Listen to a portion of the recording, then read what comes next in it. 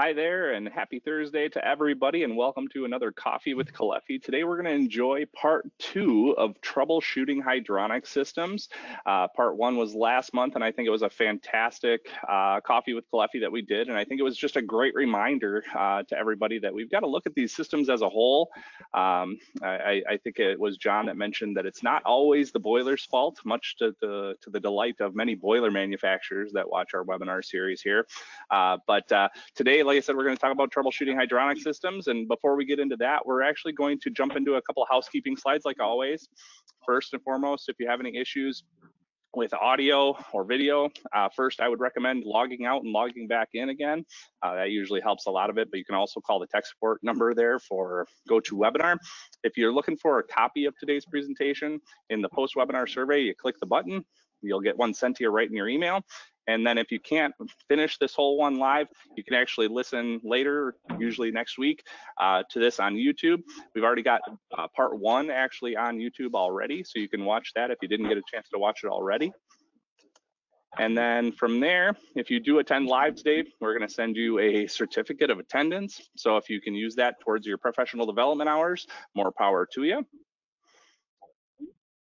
And from there, today we're talking about troubleshooting hydronic systems and how coincidental that we've got an hydronics issue on just that very topic. So definitely check that out as well. You can get those hydronics journals in the mail. You can get them as PDF copies, and you can also get the interactive version on our website, hydronics.kalefi.com. What's cool about the digital version is it's got a lot of added content in there, so you can get a lot more bang for your buck out of that, out of those hydronics journals. And next month, looking forward to this one. This is, I think, going to be a really cool one. If you're following anything with BIM or a lot of what's going on in larger commercial construction type systems, the fact is that prefabrication and BIM are taking over the world, in my opinion. And I think it's really cool. So make sure to join us next month for prefabrication trends and optimizing with BIM. So check that out. And without further ado, welcome Mr. John Siegenthaler. Thanks for joining us. Hey, Cody, it's good to be with you. And folks, thank you for registering. We've got a very full afternoon for you here. As Cody was mentioning, part 1 is up on the YouTube channel for Kalefi. If you missed that, there's quite a bit of good information. We talked about step-by-step procedures for troubleshooting. So you can check that out on the Kalefi YouTube channel. Today, we're going to pick up part 2. We're going to use kind of a medical approach where we're looking at what are the symptoms that are exhibiting themselves that represent a problem in the system, some type of compromised performance. What are the possible causes that underlie the symptoms? And then what are some potential corrective actions? And we'll finish up with some schematics that have multiple problems with them, and many of these were drawn from real situations, and we'll talk about how to correct some of those problems. I do want to stress that Hydronics 32 does have a lot of information in it, more than we can cover in great detail in both parts of the webinar. So I definitely would recommend you get a copy of that. And one of the things you'll see in Hydronics 32 and in today's slides as well, we're making a lot of references back to previous issues of hydronics. With 32 issues out, we've covered a lot of territory in hydronics, and many of these issues delve into a particular topic, like circulators, for example. They delve into it in more detail than we'll have time for today. So they're all available, as Cody was saying, as PDF files. If you go to hydronics.kalefi.com, you can download those, or you can get some of the hard copies or the interactive editions. So let's start out with kind of a classic situation. We've seen this over the years in many systems. A large temperature drop between supply and return on a distribution system. Here we've got what I'll say is a normal situation. It's just some type of a distribution system. It doesn't necessarily have to be fin tube baseboard. It could be radiant floor heating. It could be fan coils. It could be a combination of emitters.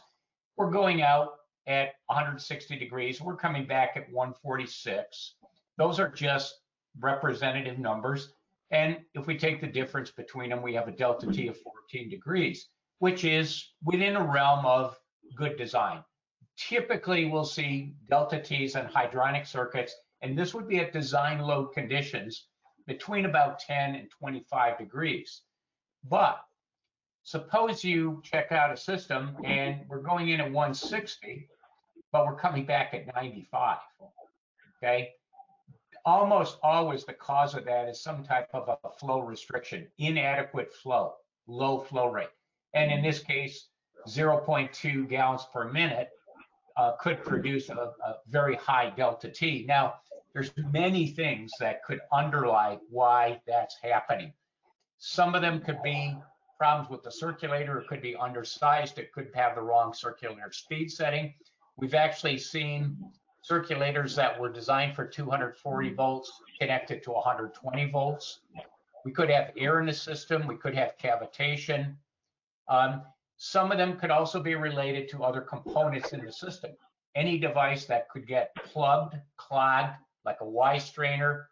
You could have pipes that are too small.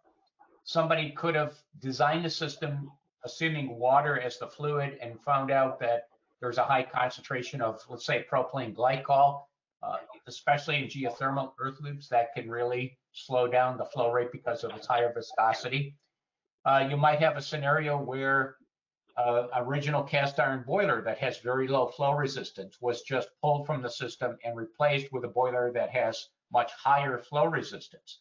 And then finally, thermostatic mixing valves. They can work, but they have low CVs. They have low flow coefficients, typically in a range of 2.5 to maybe 3.5.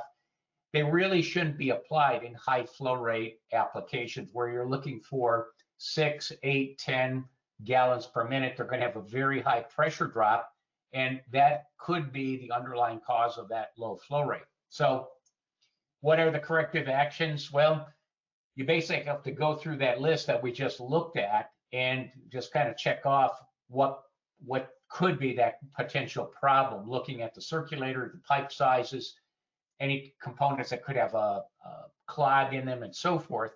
And in some cases, you may have to do some calculations to verify it. For example, on pipe size, perhaps somebody piped a circuit that was supposed to be 3/4 inch piping, they piped it with 1/2 inch. Perhaps they put a floor heating circuit in that's 600 feet long with 1/2 inch tubing. Those things, I mean, you would have to do some calculations to determine what the cause might be. And, you know, there's no easy answer. It's just a matter of going through that list and looking at those potential problems, and then eventually you will find it and you'll be able to correct it. Now, how about flow that's present in portions of the system that are not supposed to be generating heat? Again, there could be a lot of problems. Oftentimes, it's some type of an undefined piping system. For example, down here, some people might look at this and say, well, here's a quote unquote primary circulator and here's some secondary circulators. But if you look at how this has been connected, these are not closely spaced pairs of T's. And you need to have closely spaced pairs of T's if you're doing true primary secondary piping. This could have been created because the designer might assume, well, we'll pull all the flow rate off upstream where we have essentially the same supply temperature, and then we'll return everything downstream. The problem with this is, depending on which circulators are running, you can have very different flow rates in these secondary circuits. It could be a lack of a check valve. Anytime you have circulators in parallel, you need to have check valves in those circuits. And what's going on here, we've got this circulator on, so we're pumping flow up through this circuit. It's coming back, and we'd like to think that water is smart enough that it could go back this way and repeat that circuit. But some of that flow is going to go this way. It's going to go backwards through a different circuit. And remember, a pump that's off and without a check valve in the circuit, a pump that's off does not prevent reverse flow. The flow will go right through it in reverse. And you can see what's going to happen. Some of that flow is going to combine right here with flow coming from the heat source. And we're going to get a reduced water supply temperature to that active circuit. It could be a check valve that is stuck or clogged. Again, debris in a check valve. If it's an older system and it has this type of valve in it, this is called a flow control valve. It has a weighted plug. It's a check valve, but the plug that moves in the check valve has a weight to it, and that weight is designed to hold back roughly half a PSI. But you'll notice there's a little lever on the top here. If you turn this lever counterclockwise, you'll actually lift the plug off its seat and hold it there.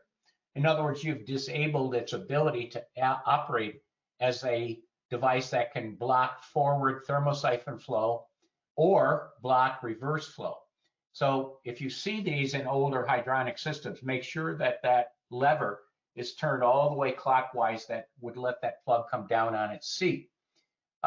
Again, other things, it could be a zone valve that fails to close, and that would allow flow to go through a zone that's supposed to be open. Okay. So again, what are the potential corrective actions here? Well, if you don't recognize the layout of the system as one of the proven designs, check out Hydronics 19. We talk about all the different proven designs for hydronic distribution systems, from monoflow systems to two-pipe, direct return, reverse return, primary, secondary. And in some cases, you may have to modify the piping design if it's some undefined situation that is causing this flow to be present in portions of the system when it's off. Other things, never use a swing check valve in an attempt to stop forward thermosiphon. Remember, hot water wants to go up in a system due to its reduced density.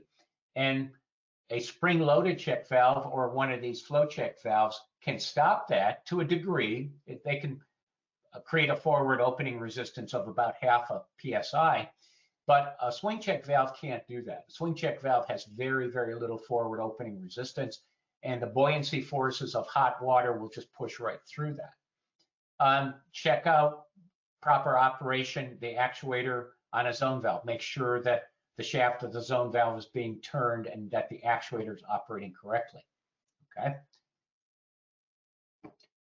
Now, another situation, an unbalanced parallel system. This shows what is called a two-pipe direct return system, where we have supply main. You'll see the pipe sizes get progressively smaller. And then we have a return main. Pipe sizes are getting progressively larger as we come back. And here's where we're injecting heat. We're going to get different flow rates because this is a much shorter path in terms of hydraulic resistance compared to way out here. So we're going to get progressively less and less flow, even though we have identical pipe geometry in these crossovers. And the classic correction for that in the design phase is to install some kind of balancing valve. They could be manual valves, they could be automatic valves, pressure independent valves, but they need to be there and they need to be properly set. So typically, if there's a lack of balancing valves, or if the valves are present but nobody has gone back to properly set those, they need to be adjusted. And we cover that in Hydronics number 8. We cover it in a lot of detail, both manual valves as well as automatic valves. There's a lot of options on the market today for proper balancing of these types of systems. How about if you get a clear glass jar and it drains some fluid from the system and it looks like this? This, I think most people would recognize that's not a healthy situation. That's probably magnetite. It's dissolved iron oxide in the water. This shows a blowdown from a Caleffi magnetic dirt separator, or perhaps the bottom of a SEP4 separator. The magnet's been removed here, and you can see the magnetite that is in that discharge stream there. So what are things to check on that? Well, if you have antifreeze in the system, you want to get some test strips and check out the pH on that. Normally, the pH should be between about 7 and 8, just slightly basic. And if you're seeing low pH, the antifreeze has probably degraded to an acid, and really there's no coming back from that. It should be properly disposed of, and then you want to wash the system out. There are some hydronic detergents available. Again, we cover that in an hydronics, and flush that system out. What are other things? Okay.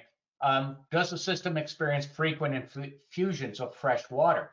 if you have a failed expansion tank and the system is waterlogged, that relief valve could be opening every time the system heats up, and that's going to dump some water out of the system, and then the automatic makeup water will feed fresh water in. Well, each time you feed fresh water, you're bringing dissolved oxygen into the system, and if you have oxygen and water and iron in combination, you're going to get corrosion. Some of the early generation rubber tubes that were on the market, those can degrade with time and give you kind of a black sludge. And finally, you can ask, has anyone been intentionally draining and refilling the system? Closed loop hydronic systems are not supposed to be drained and refilled, because each time you refill it, again, you're bringing fresh water with dissolved oxygen into the system. Some people may not understand that. They might think that just like flushing out a car radiator periodically is good practice. They might think flushing out a hydronic system and refilling it with fresh water is good. And in a closed loop system, that is not good, okay? So again, hydronics number 18 talks about water quality. It talks about how to properly demineralize the water. What are the salts that come out of the water when it's demineralized, how to clean the system, and basically how to prep the water chemistry in the system so you'll have a long system life. Other things, if you're seeing this type of magnetite in the system, Caleffi has a wide range of magnetic dirt separation products available today that can capture that magnetite, and just like you see in the photo here, open the valve at the bottom and flush it out of the system. Here's another fairly common one, air noises in the system. Okay, first of all, has that system been purged properly? It could be somebody just opened a valve in the basement and assumed that the air vents in the system would take all the air out, and that could leave some pockets of air at high points that don't necessarily have air vents on them. So you need a good, what we call forced water purging. Is the static pressure high enough? Now, usually in a residential system, 12 to 15 pounds of static pressure, pounds per square inch static pressure is adequate. But if you're dealing with a 5, 10-story building, you're going to need higher pressure. If the pressure isn't high enough, the water simply can't get high enough in the system, and you'll have air at the top of the system. When you have air vents, check that the cap, that little brass cap on the top of the vent, that should be loose. If it's screwed down tight, it's going to seal the air vent. So air, even though the air vent is able to capture air, it can't eject the air from the system. So leave that cap a little, leave it loose. It's there, leave it on there because it protects the Schrader valve, but leave it loose enough that air can come out of there, okay? Now, another thing, and we tend to see this more with some of these open loop wood-fired boilers that you'll see in some rural areas. Those systems, oftentimes, if the system piping goes higher than the water level in the boiler, it's actually going to be under negative pressure or under subatmospheric pressure when the circulator turns off. And if there's anything in that upper portion of the system, like an air vent or a gasket that might be a little bit loose, that negative pressure is going to allow air to come back into the system. The next time the circulator turns on, you'll hear that air moving through the piping. So if you're working with a system that has an open heat source, be it an open thermal storage tank or one of these outdoor wood-fired furnaces, and the piping goes higher than the water level, make sure you don't have anything that could allow air to come back into that system when that circulator turns off. And another thing to check is we install automatic feed water valves, makeup water valves in our systems, but sometimes those valves get turned off. And over time, a hydronic system will slowly lose pressure, just very, very microscopic type leaks in pump flange gaskets or packings on valves. So if somebody has had that valve off, particularly if it's been off for several years, the system pressure could be down. And again, if we create a subatmospheric pressure anywhere in that system and there's any pathway for air to come in, it will come in and you'll have these sounds, these air gurgling sounds in the system, okay? So we want to do a good forced water purging. Obviously putting in a good air separator, a microbubble air separator, verifying that we have enough pressure in the system to make sure our water level is high enough. Ideally, we should have about 5 psi minimum static pressure at the top of the system, and that's there. So if air does accumulate and there are air vents up at the top, there's enough pressure in the system to eject that air out. Okay. And another thing, look at where the expansion tank is relative to the circulator. You should be pumping away from where the expansion tank connects to the system. That's going to create a positive pressure difference in the system as the water circulates. If the circulator is pumping toward the expansion tank, in a sense, it's sucking the water or attempting to suck the water around the circuit. And that's going to create a depression in pressure. And again, if you have air vents or gaskets, that could be the source of drawing air back into the system whenever that circulator operates. We talk about this in detail in both Hydronics 16 as well as Hydronics 18. Frequent opening of the pressure relief valve. We had a quick question there, John, that goes back to some of the air vents and things like that. And just real quick, when you talk about air vents and the cap should be loose and everything like that, what are your thoughts on the air vents that are typically associated with like radiant manifolds and things like that? Usually they're up in a living space and everything. Would you still keep the cap loose on there to let air out, or what would you think? Yeah, I would. I'd like to leave the cap on just to protect the valve, but I usually unscrew it and maybe screw it back down 1 turn or half a turn. Sure. But you shouldn't have any problems. Again, as that air leaves that vent, the float comes up and that little needle valve closes off. So yeah, I would still leave the cap open on that. Okay, cool. Thanks, John. So here's another one that's common, a failed diaphragm in a diaphragm type expansion tank. Once it fails, the captive air in the tank, which is in the lower portion of the tank here, over time, that air is essentially going to get up into this piping, and the air separator in the system is going to eject it. The makeup water valve is going to add more water to the system, and we end up with this condition right here. We call it a waterlogged expansion tank. And water, like most fluids, it's incompressible. So once that boiler starts to fire and heats that water up, that pressure is going to go up very quickly and reach the threshold pressure of the pressure relief valve, and you're going to see water ejected. So when you're in a mechanical room, look at the floor under the discharge pipe from that pressure relief valve. If you're seeing indications of scaling or anything that indicates water's been coming out of that relief valve, go over and check the expansion tank. And this sounds kind of crude, but I typically just take my knuckles and wrap on the lower portion of the expansion tank shell. And if it sounds hollow, it's probably fine. If you tap your knuckles on that steel and it just get a thud, it's probably this situation down here. The other thing you can do is take the cap off the bottom of the expansion tank valve, that Schrader valve, and press that stem up, just like you're letting air out of a tire. And if water comes out of the tank, it's game over for the tank. There's really no coming back from that. You got to replace the tank.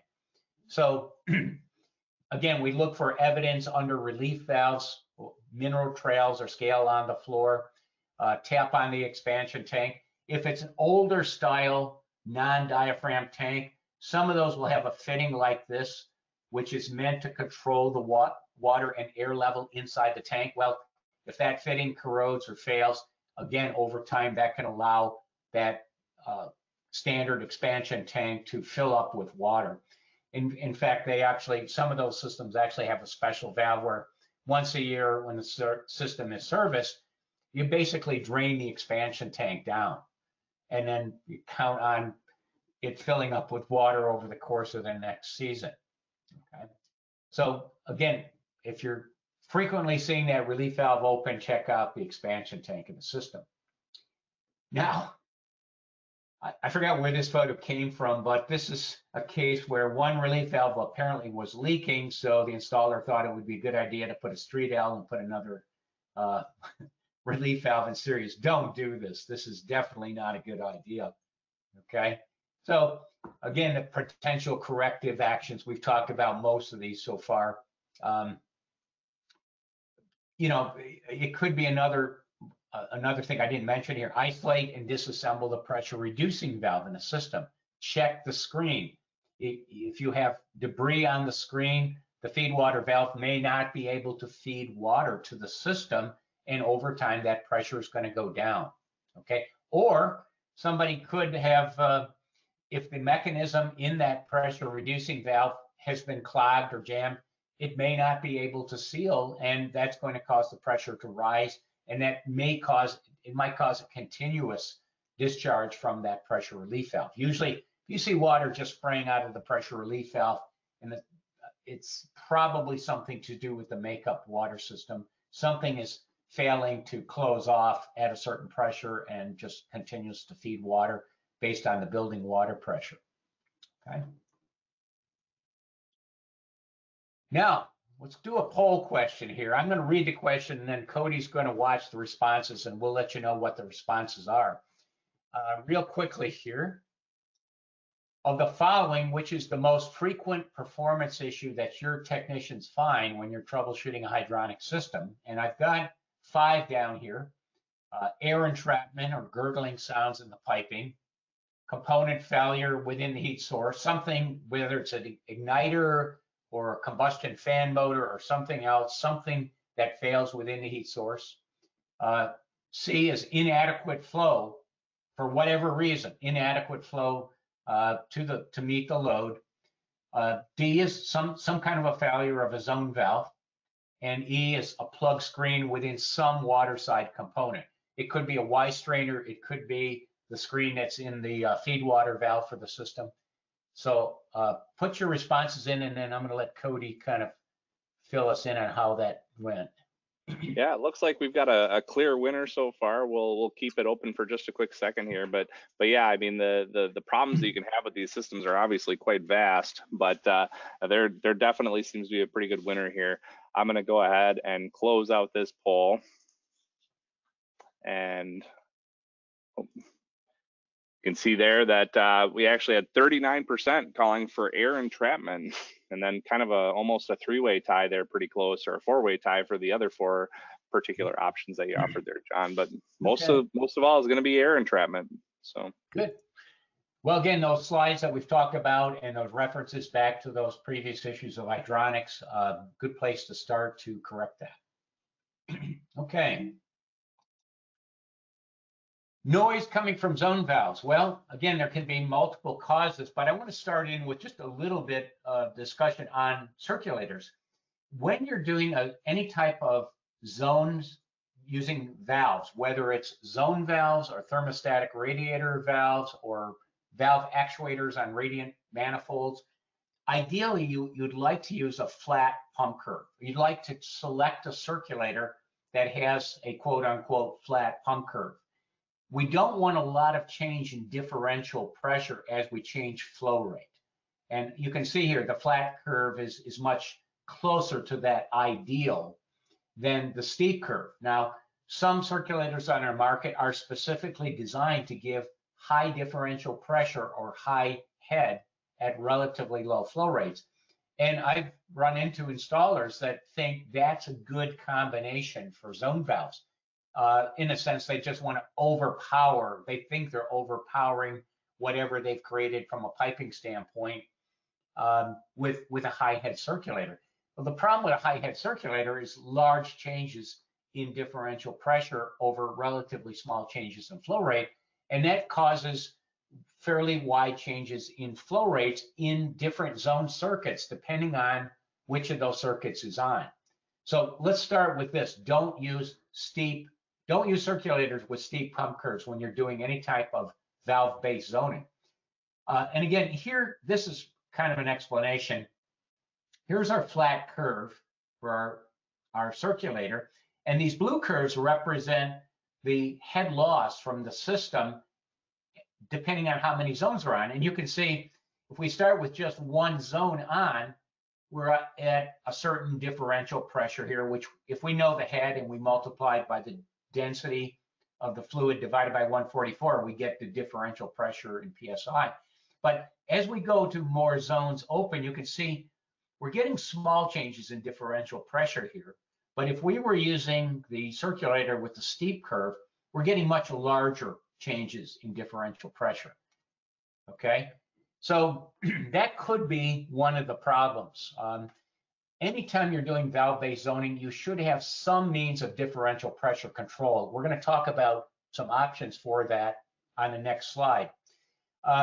You could also have a situation where you have cavitation within a zone valve. If you have lots of zone valves on a header and a high head pump, we've imagined a scenario where you've literally got maybe 20 zone valves in a commercial project, and you've got a very high head circulator, and only one zone valve is calling for heat. One circuit is calling for heat, so one zone valve is open.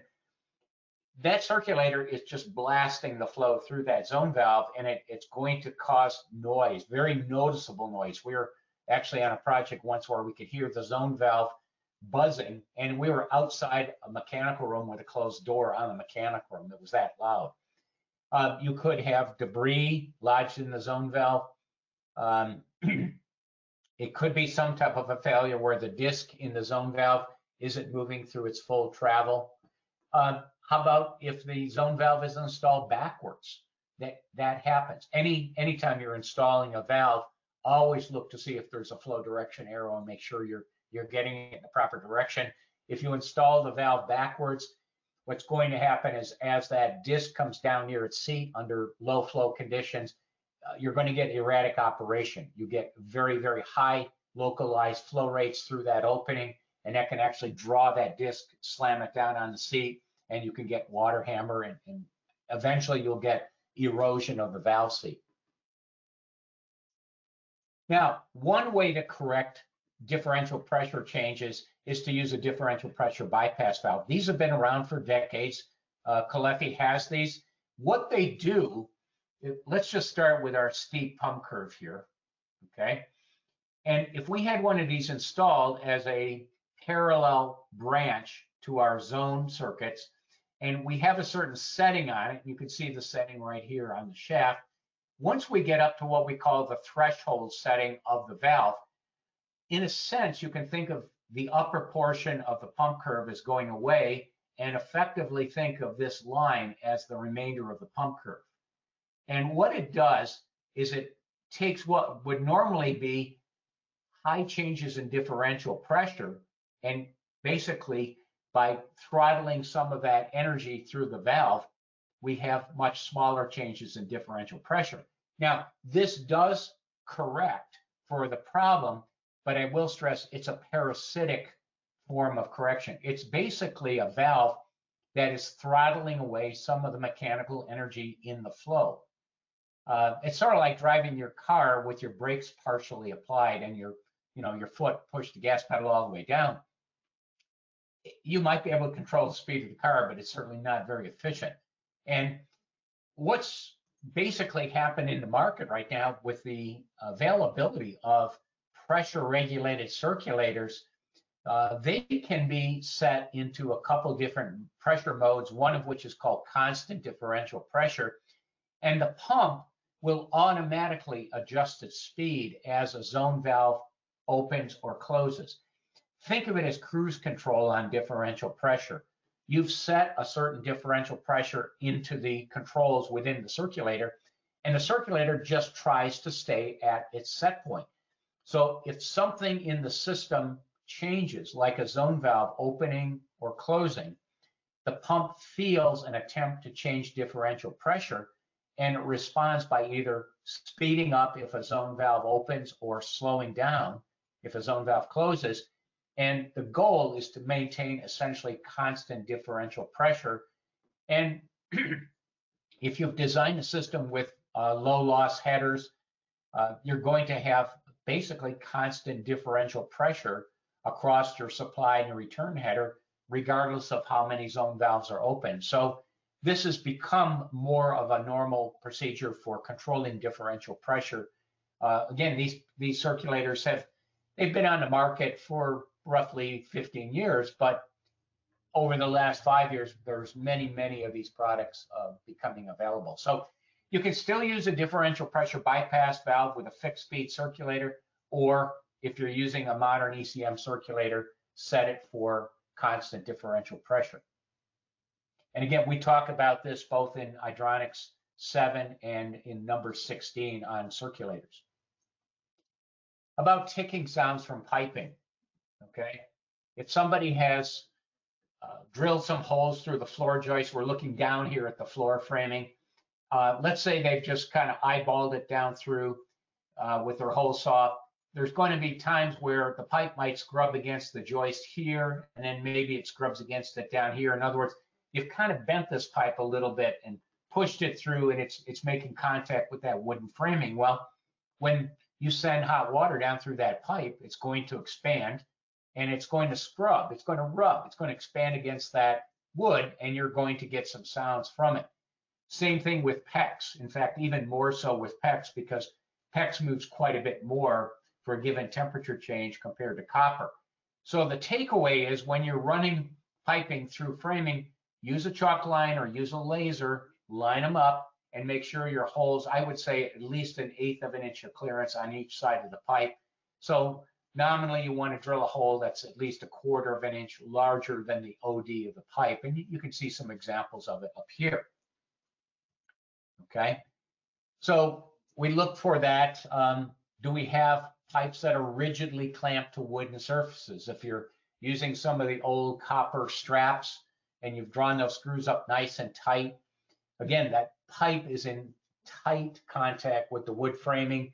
As it expands and contracts, it's going to move, and you're going to hear these ticking sounds. Okay, if you're going long distances with straight pipe, you should have some type of expansion compensator in there. All right, and I want to jump to the next slide here. I'll show you some classics. One is baseboard. Let's say we're going to come up through the floor with a piece of copper, typically 3/4 inch. We're going through our fin tube element and back down through the floor.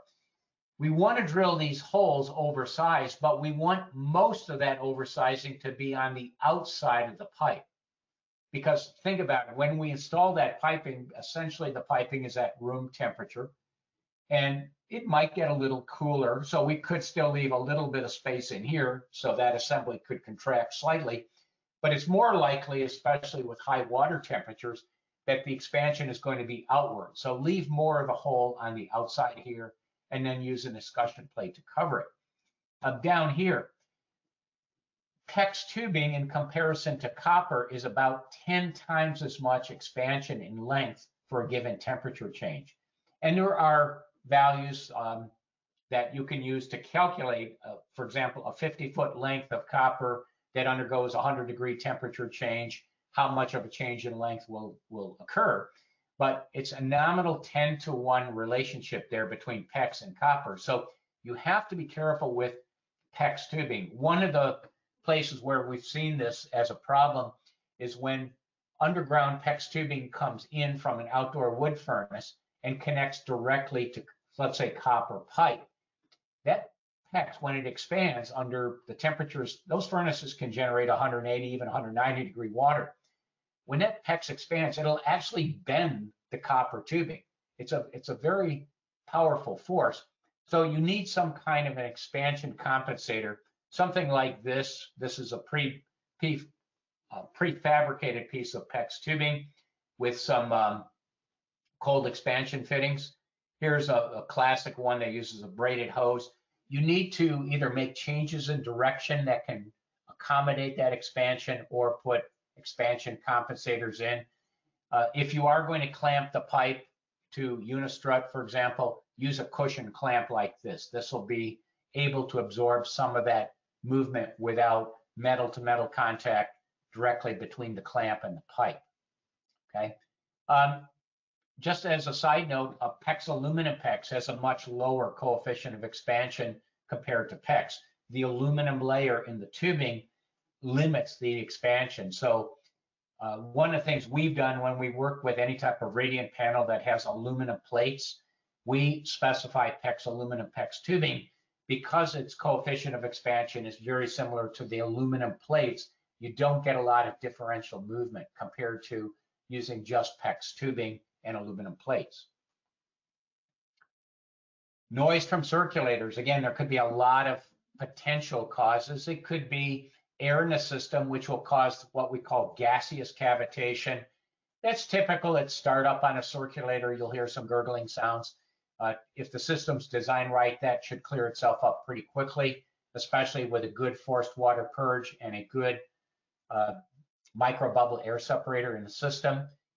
If you have low system pressure and high water temperature as a combination, you can cause vaporous cavitation. Now, vaporous cavitation is much more damaging than gaseous cavitation.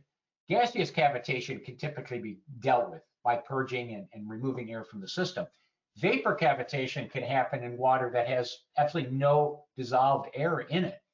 It's vapor pockets that form due to low pressure in the eye of the impeller and then collapse as they go out through the impeller.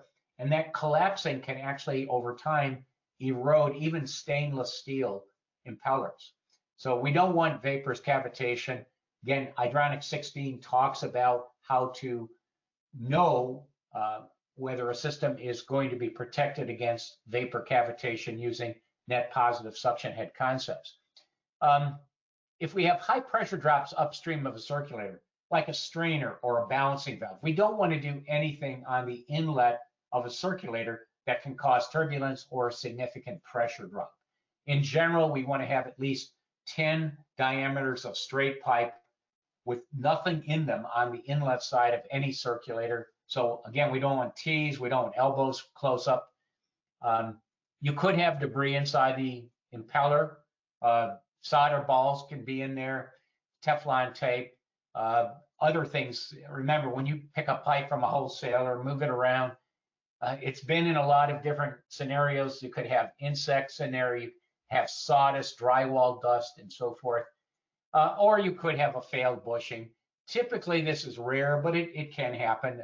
If the pump is run dry, the bushing could be scored, and that could be a cause of noise. I don't like to mount any type of wet circulator with a vertical rotor shaft. One manufacturer does allow that under certain conditions. I believe it's at least 20 psi static pressure in the system. I, in general, would be conservative and say, don't do this. Mount the circulators with horizontal shafts. I would not just rotate this 90 degrees and put the junction box at the bottom. Keep the junction box up on the top. Okay. Here's another one that can happen. Many circulators today come with little plastic check valves built into the discharge side of the volute. If you get an air pocket that forms, if you have air bubbles coming up through here, those air bubbles may not push out through that circulator. So what'll happen is the air will actually accumulate in the volute of the circulator, and the impeller is just trying to, it's basically churning up this mixture of air and water. But because of the presence of the air, it can't clear itself. It can't generate enough pressure to actually push that air up through there. And you really can't get into this to, manually open that check valve up. So ideally, I'd rather see that circulator mounted with a check valve, either external above here, so that the air bubbles can clear themselves up through the circulator, or mount horizontally, or even with the flow going down. If the flow is going down, the air is going to rise up away from the check valve rather than accumulate underneath the check valve. If you do want to mount it in this position, make sure you do a good forced water purge and drive as much of that bulk air out when you commission the system as possible. Here's a photo I took here. We've got a low CV thermostatic mixing valve. We've got a short length of pipe, and then we've got a circulator with a vertical shaft. So all of these are not good ideas. This is going to create a lot of pressure drop and turbulence.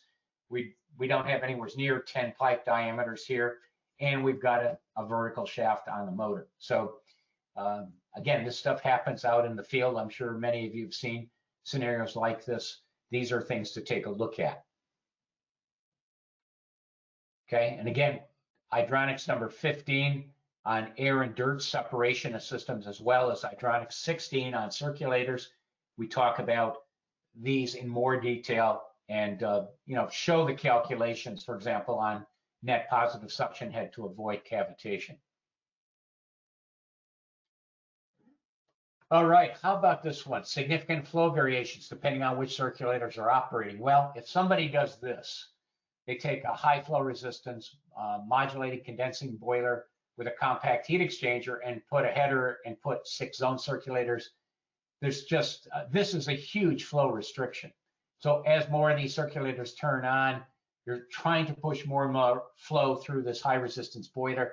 The zone flow rates are going to drop, okay? That's not a good idea. Here's another one of what I call a long skinny header here, okay? Somebody just says, well, it's easier if I just pipe the whole system with 3/4 inch pipe or 1 inch pipe, okay? We want as low a pressure drop in that header as possible. So we don't want to create these long skinny headers. We don't want these circulators mounted close to the T's in the headers. Again, 10 pipe diameters as a minimum between where this T is and where the inlet of that circulator is, okay? When you have high flow resistance components, be it a boiler or today, many heat pumps, the refrigerant to water heat exchangers in these heat pumps have got high flow resistance.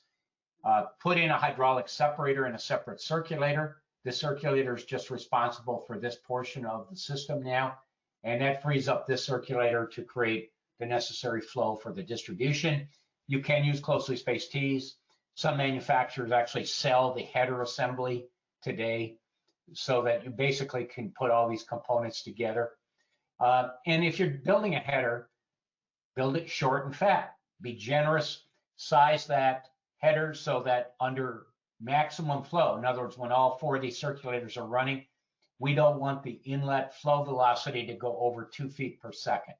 That's fast enough to entrain air, but it's slow enough to create relatively low pressure drop along that header.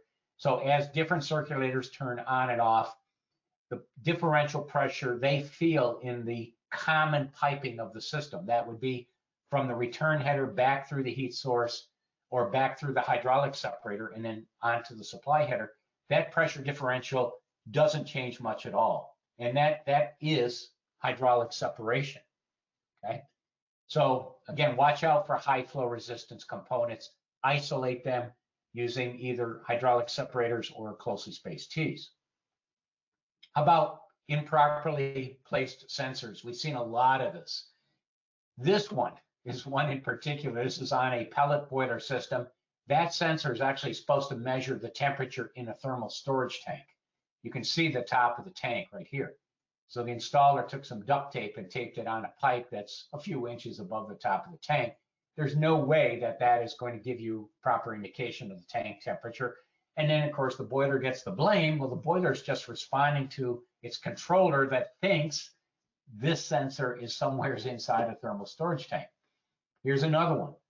Here's a sensor strapped on a pipe with very little insulation. You can see the insulation's very deteriorated. Here's one strapped on a pipe where the saddle on the bottom of the sensor isn't flat against the surface of the pipe. That's why that little flat spot is there. It's there to increase contact between the sensor housing and the outside of the pipe. And you can see there's no insulation. It's just a zip tie holding it on there. If that zip tie breaks over time, the sensor falls off, the control system is going to do whatever, whatever it's supposed to do based on this sensor feeling probably room temperature. Here's another one where the sensor has been connected to a cable using wire nuts. And you can see there's moisture present here. It's dripping from something. Well, if that moisture gets into these wire nuts, it's going to eventually oxidize the connection, and oxidation of a connection increases its resistance. And these sensors are basically resistors. They're temperature calibrated resistors. So the controller is responding to the resistance of the circuit, and it doesn't know that that circuit resistance is some combination of resistance in the sensor itself and this oxidation within these wire nuts. So you're better off not to use wire nuts, and I'll show you what I'd like to use for making these kind of connections. And actually, let me jump right to it. It's right here. You can buy these. They're very inexpensive. They're gel-filled bonds These are used a lot in the telephone industry. And all you do with this is you basically cut the two ends that you're going to splice together. You don't have to strip the ends. You just shove them in all the way in. And then you take a pair of pliers and just press down on this little orange button. And it pushes a little piece of metal down. It cuts through the insulation and actually makes a bond between the two wires. And beyond that, there's a gel that is in there where that bond is. It's a dielectric gel. It doesn't conduct electricity, but it does keep moisture out. And these are used in junction boxes for telecommunication systems. They're used basically in junction boxes that are directly exposed to the outside. And they're used, I'm sure there's millions of them in use. So you can buy these and use these to make your bonds between sensor cable and cables that go back to the controller. Here's another one. I actually experienced this one years ago. We had an injection mixing system. We placed the sensor for the injection speed control right here, just downstream of these T's. And what was happening, hot water was coming down here and was actually riding right along the top of the pipe because of its low density. This was a 2-inch size pipe. So there was ample room in there for that hot water to just ride along the top of the pipe. And of course, the sensor was feeling that high temperature and it wouldn't allow the injection control to speed up. And we eventually figured that out, and we just moved the sensor downstream of the circulator, and the problem went away immediately because the circulator ensured that this return water and the hot water, by the time they've passed through the circulator, they're completely mixed, and you have a true indication of supply water temperature at this location. So the takeaway is always mount your sensor that is controlling whatever it is, a mixing valve or an injection pump, or maybe a heat source directly, mount it downstream of the circulator so that the mixing is complete by the time that flow passes under that circulator, under that sensor. Here's a sensor with insulation over it. You can see the cable coming out, nominal 6 inches of insulation. I like to wrap electrical tape around the ends just to keep the air out of there. So you've created a nice little insulated cocoon for that sensor. And if you're using a well, make sure you put some thermal paste on. The thermal paste is going to fill in that air gap between the OD of the sensor and the inside diameter of that well, and it's going to give you better response. Okay. So let's do another poll question. And Cody, this is the same question, exactly the same question, but we have 5 different choices here. Again, which one is more common? Your techs, as they're out in the field there, do you find debris accumulating in some waterside component? Inadequate heat emitter sizing, the baseboard's too short for the heat load. Waterlogged expansion tanks if the diaphragm has failed. Heat migrating into zones that are not supposed to have heat in them, or do you often run into systems that have low water pressure? Yeah, it looks like some of the answers are coming in here, John. We do have one front runner in the mix, which is not the one I was expecting, to be quite frank with you, but they're definitely coming in there. So, and just as a reminder to everybody, if you have any questions throughout the webinar, definitely put them into that questions pane or that chat pane, and we can definitely get to those. If we don't get to them during the webinar, we'll definitely get to you afterwards. But with that in mind, we're coming to a close here on collecting responses for the poll. I'm going to shut it down here real quick and share it. And it looks like the front runner was waterlogged expansion tanks with low system pressure and debris coming in right behind it. So wasn't expecting expansion tanks, but yeah, these are interesting. It's really good to get feedback because we cover pretty much all these within Hydronics 32, but we definitely want to hear what are you folks running into out in the field. Just to keep us better informed so we can address that as we go forward. Okay, now we're in the home stretch here. So righting some wrongs. Okay, we're going to look at something that is incorrect, and then we're going to look at how to fix it. So the piping that you're looking at here, this is all correct piping. I've just circled where that sensor is located. That's the sensor that is supposed to be giving supply water temperature feedback to the controller that is firing these 2 boilers. And It's on the boiler side of a hydraulic separator, okay? And all I've done, and let me just move this panel here, all I've done on the correction is to move the sensor downstream of the circulator. So again, what's happening here, we have mixing taking place within this hydraulic separator. We have some of this return flow coming back, and it's mixing with some of the boiler flow. And this is not detecting that final mix temperature. It's detecting what's leaving the boiler, not what's going out to the system. So by moving that sensor, we're now getting proper feedback on the true supply temperature to the system, just like we talked about in one of the recent slides there. Okay, now keep in mind that what I'm going to show you for corrections works, but there could be alternatives. There's often multiple ways to fix a problem. And which way you go depends on a number of things. You know, do you have to do what I call surgery on the system? Do you have to start cutting pipes and moving things around?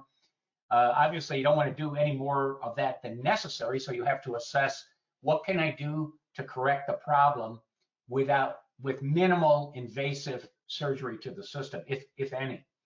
What kind of controls or other hardware is there? Some controls, it may be as simple as changing a setting. Other controls may not have those setting capabilities. And obviously, what's the cost of making that correction? So, you know, there is no one answer that is absolutely the right way to go. And now here's one, we've seen this many, many times where somebody thinks they're creating a primary secondary system. So they start off from the boiler, they put a primary quote unquote circulator in, and instead of building pairs of closely spaced T's, they put all the supply T's along the beginning like this, and then all the return T's at the end. The problem with this is, let's leave these pumps off, just turn this pump on. You're going to have a pressure drop along this circuit right here because of flow through that pipe and those fittings. So the pressure at A is higher than the pressure at B because this pump is running. Well, if that pressure difference, let's say between here and here, is greater than the forward opening resistance of this check valve, that pressure difference is going to push flow up through that circulator even when it's off. So again, I've seen this anywhere from residential right up through even large commercial layouts where somebody has started with this idea of primary secondary piping, but then they've kind of morphed back to this concept of headers, and you just can't put those two together. So a simpler system today, put a hydraulic separator in, nice short fat headers coming off the load side of the separator, parallel circulators, get your 10 diameters of straight pipe in here, check valves in all the circulators, purge valves on the return side.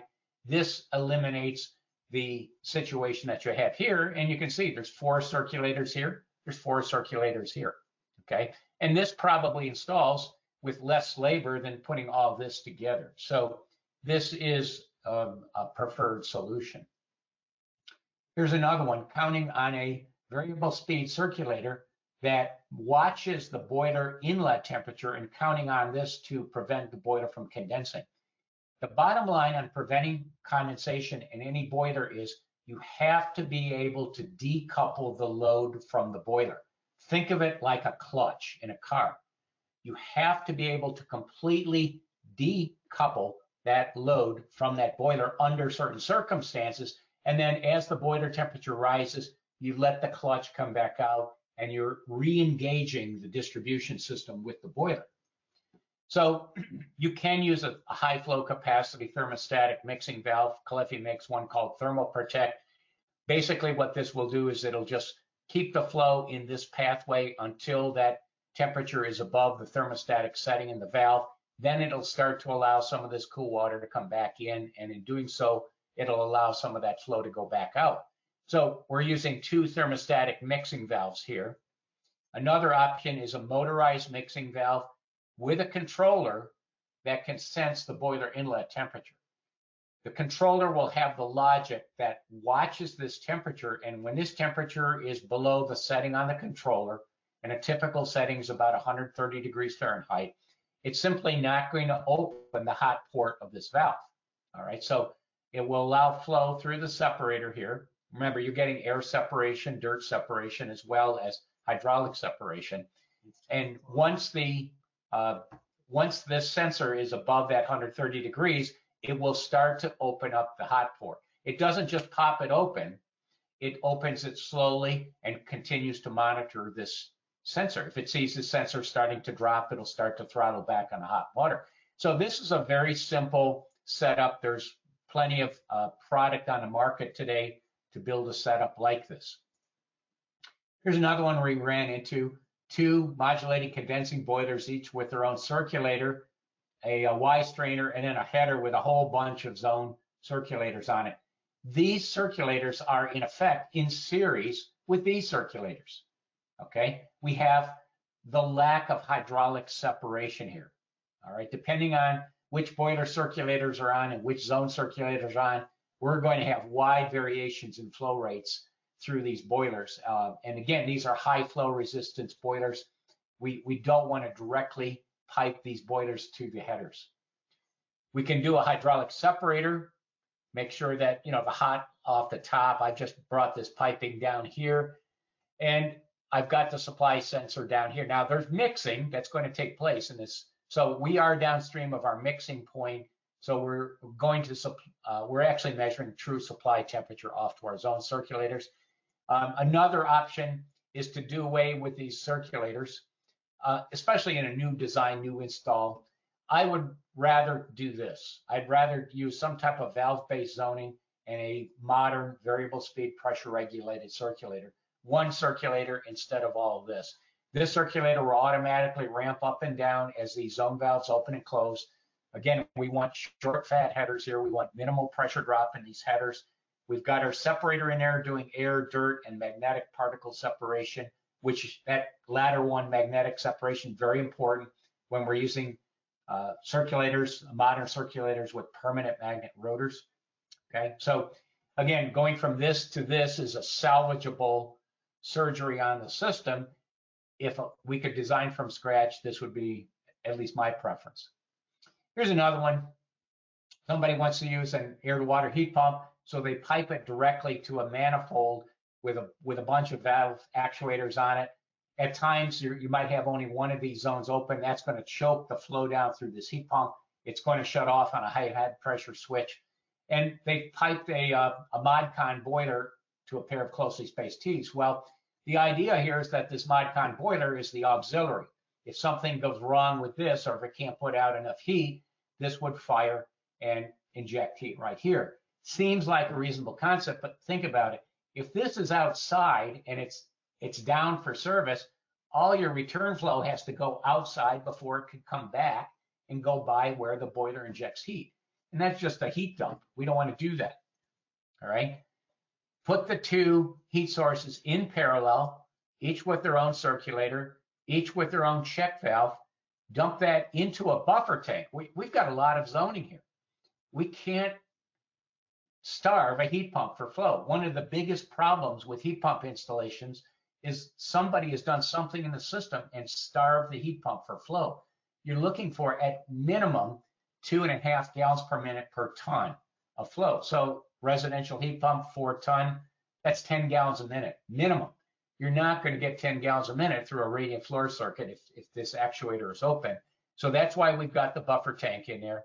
And now we can do whatever we want with zoning because we've got thermal mass, and the tank is also acting as our means of hydraulic separation between our load circulator here, which is variable speed, and also our 2 heat source circulators. And one last one. This was an interesting one. This project up in a very low energy house up in Minnesota.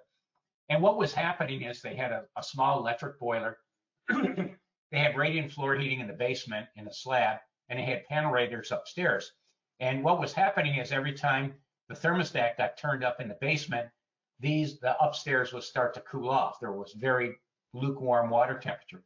And it's a very simple situation. The high thermal mass of this slab was basically soaking up all that energy and bringing the whole system down in temperature.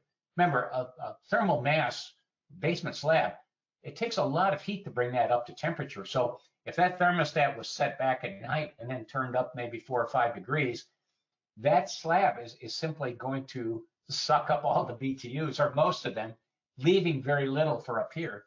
And a quick fix for that, since it had a motorized valve, we took the sensor that was supposed to monitor boiler return. Now, you don't have to monitor an electric boiler for anti-condensation control. There's no combustion. But we were using it to determine the temperature going to the panel radiators. And if that temperature dropped below a certain setting, we would start to close down the hot port on this mixing valve. So in a sense, we're letting this boiler put out all the heat it's capable of. We're sending some of that heat into the basement, but we're not doing it at the expense of essentially having very low water temperatures in these panel radiators as that slab in the basement warms up. We're kind of sharing the load there, okay? Okay, that's it for my slides. Cody, I'm going to turn it back over to you, and then we'll eventually get to some questions. Perfect. Yeah. So there was quite a few questions that we're going to get to, but we're just going to do a couple of the wrap-up slides here. If you guys have any questions, don't hesitate to call us. We have a great team in Milwaukee, and I don't know who that handsome fella in there in the just to the right of center is. Yeah, exactly. Okay. But you can give us a call, and we'd be more than happy to answer any questions you guys might have, hydronic related as well as plumbing related. And just one quick, could you go back one slide there real quick, there, John? Just wanted to let everybody know that we have now a new dedicated tech support number. That's that number right there at the top. So you can call and get directly to technical support during our regular business hours, and also our email address too. And then from there, definitely check out some of our other resources like our podcasts with Greg and Dan. We've got tons of great content going on there. So if you're into podcasts, check it out. And check us out on social media as well. We're on all of the major ones. We do a lot of little giveaways and contests and stuff like that for a lot of the contractor groups. And we always put a lot of good information in there about new product development and things that are hitting the streets. So from there, we had a couple of quick questions. Sure. If you want to go back, there was one, the slides with the hydraulic separators. There was one question in there about the expansion tank and the feed on, sometimes it's on the system side and sometimes it's on the boiler side. Oh, okay. And you know, is there any preference, or is there any, you know, I guess if you want to explain that, Yeah, which way's better? Actually, it's a good observation, a good question. My response would be you can put it on either side. Remember, the pressure drop through this is very, very small. So it's more a matter of convenience. Where you don't want to put it is directly out the bottom of the separator. In other words, don't just take this valve off and hang your makeup water system here, because this is dirt separation, and that dirt's going to go right down and sit on top of the diaphragm in the tank. So you could tee it in here, or you could tee it in over here. No, essentially no difference. Perfect. Yeah. So I mean, we get that question quite a lot, and I know I've seen some of your drawings too, where you'll put it at the end of the return header, you know, right, from the system, and that'll help kind of clear out, you know, get it out of the way on some of your installs too. As long as those headers are big and fat, you're good to go, right? Yeah, and it's good for purging too, because again, you have right, minimal pressure drop in your header here, so your makeup water could come in. These valves would be closed off, so that's going to force your flow up through your zones and then back out through the side port on the purging valves. Perfect. And then you had a slide there, John, that had the supply and return kind of crossing over one another after a hydraulic separator. And this wasn't a question that got brought up in the webinar here, but it's one that I want to talk about because we do get questions about this often. There's a lot of times where contractors, they all the best intentions, but a lot of times they'll have the supply coming into the top on the left-hand side of the separator like you've got there. And instead of crossing over those pipes like you've got there, they'll actually put the return in the top and the supply in the bottom. Obviously not so good. You want to explain what happens there, John? Well, yeah. And remember, the hot water is lower density. We want the hot water to go right straight across the top. The only reason I did this crisscross is because of how these headers were originally set up. This was the original zone system. So everything in that gray box was existing. So to avoid that situation you just described, we just made sure that we brought the pipe down to the original header rather than flipping all these connections over. So yeah, you always want the hot water to go through the top of the separator and the cool water to come back through the bottom here.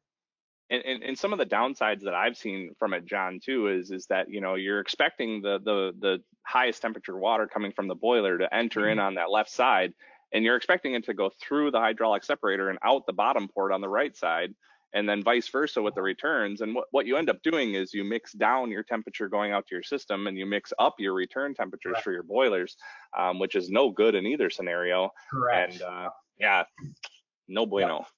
So. No, don't do that.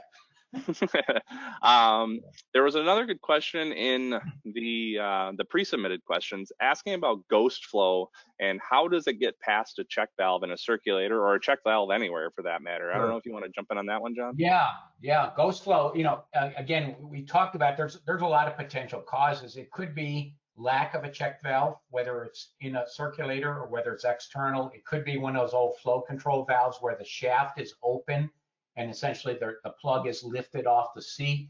It could be debris stuck in any kind of a check valve, or it could be one of those undefined piping layouts where inadvertently you've created a differential pressure higher than what that spring-loaded check valve can withstand.